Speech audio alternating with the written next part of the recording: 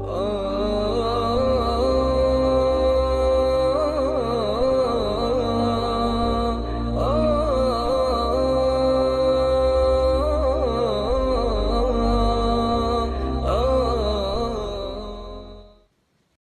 Ali Banat, a friend of mine, a young Muslim born and raised in Sydney, Australia, who has lived quite a successful life. However, it was only recently that his life took a dramatic turn. This is Ali's story. Where are you at now with your life? What's happened to you? At this point in my life, wallah, I've been gifted, alhamdulillah, by Allah, with cancer throughout my body, and I've changed my whole life to sort of helping people. Why do you call it a gift, Ali? And alhamdulillah, it's a gift because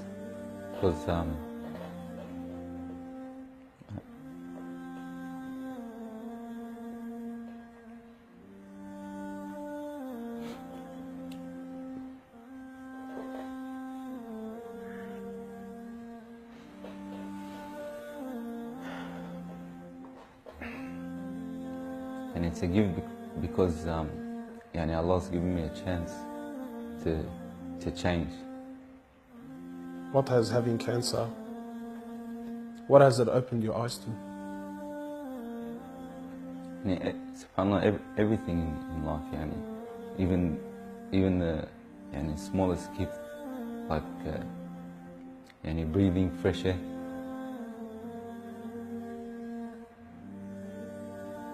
Do you feel like you used to take that for granted before?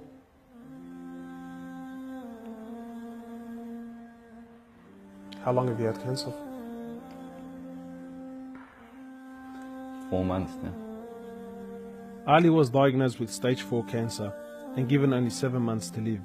Upon finding the news, he immediately sold his successful business and was forced to reconsider the lavish lifestyle he was accustomed to. Everything was to change. Ali, what was your reaction when you came to know you had cancer? I got rid of my cars, I got rid of my watches, even my clothes. I took them with me overseas and I gave them to a lot of people up there. Alhamdulillah. So I wanted to try to leave this world without anything. So you were on a mission to get rid of your dunya. It wasn't until Ali invited us into his room that we truly understood the luxurious lifestyle that he was living and the extent of the sacrifice that he was making. What's all this, Ali? Talk to me, explain this. It's a bracelet, costs about $60,000. $60,000? Yeah. What do you have in these boxes, Ali? They're all my shoes, alhamdulillah. Louis Vuitton? All Louis Vuitton. How much is something like this worth, Ali? They're probably about $1,300. How much you pay for that, Ali? About $700. Pounds. For a pair of thongs, yeah. So what's happening with the sunglasses here, Ali? I just like collecting different sunglasses. Yeah? I've got rid of a lot of them. I gave them to a couple of brothers in Africa, alhamdulillah. So you're telling me there's a kid in Africa that's walking around with Louis Vuittons and Can I try one of these hats on? I've only mentioned them in my talks like 100 times. You can try the red one on. It's limited edition one. Barakallah. What do you reckon else? Sheikh Gucci.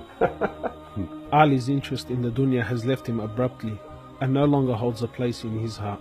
So Ali, what do you feel now like when you look at this? And driving something like this doesn't really cross my mind anymore. It's not something I would want to do no more. After someone tells you, or you find out that you're sick, or you haven't got much time in this life, wallah, this is the last thing you would want to chase. And this is how we should be living our life every day. A car like this, people would love to be in it, people would love to own, people would love to drive it. Wallah, they're going for the wrong goals. And you realize that when you get sick, when someone tells you you haven't got long to live, you realize all this stuff does not benefit us in any way. So what's the value of this in your heart now? This is worth one pair of thongs for a little African child with no thongs. Wallahi, it's worth more than me to see him smile with a pair of thongs than own one of these. Wallah al-Azim.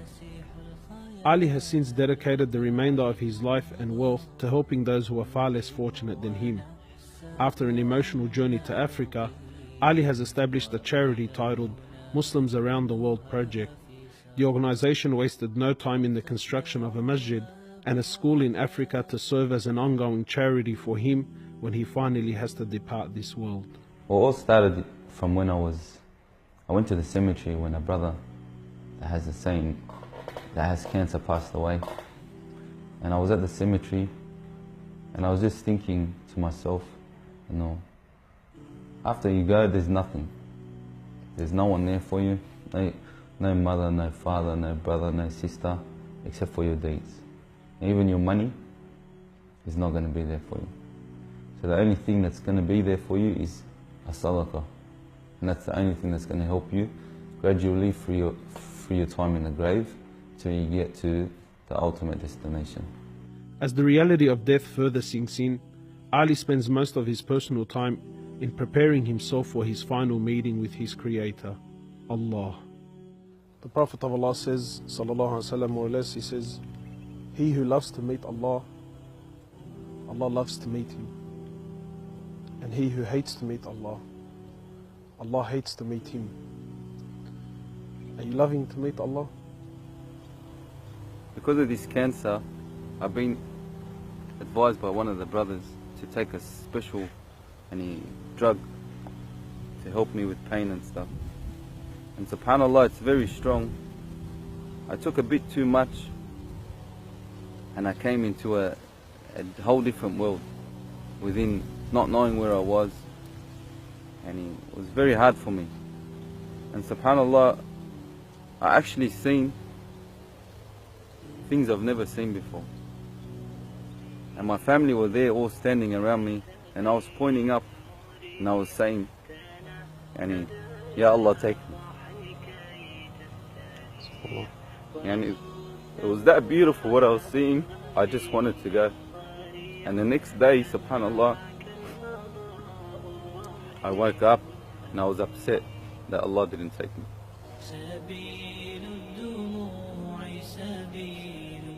Well, I ask Allah subhanahu wa ta'ala to purify you and to give you shifa, and to keep you around us for a long time. Allah, may Allah subhanahu wa ta'ala reward you.